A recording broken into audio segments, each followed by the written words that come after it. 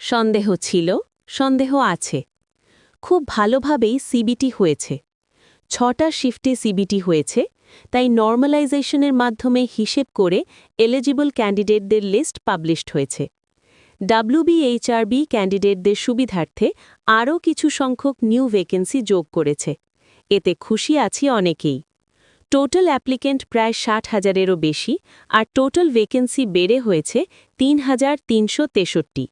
2,926 female plus 437 mail.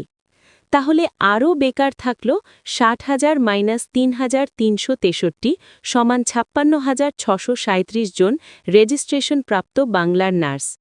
এদের কি হবে? তাই অসন্তুষ্ট অনেকেই। অনেকের মনেই অনেক সন্দেহ, অনেক প্রশ্ন রয়েছে।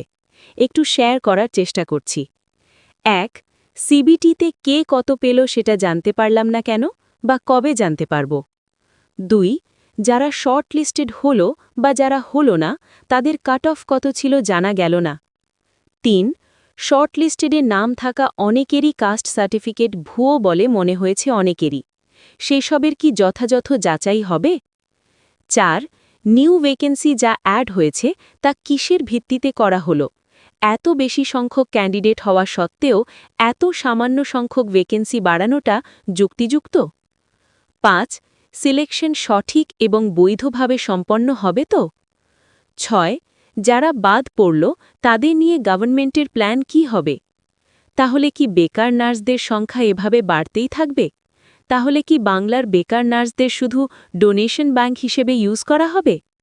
মিথ্যা প্রতিশ্রুতি দিয়ে বেকার নার্স তৈরির কারখানাগুলির রমরমা ব্যবসা কি বন্ধ হবে? প্রশ্ন সরকারের কাছে।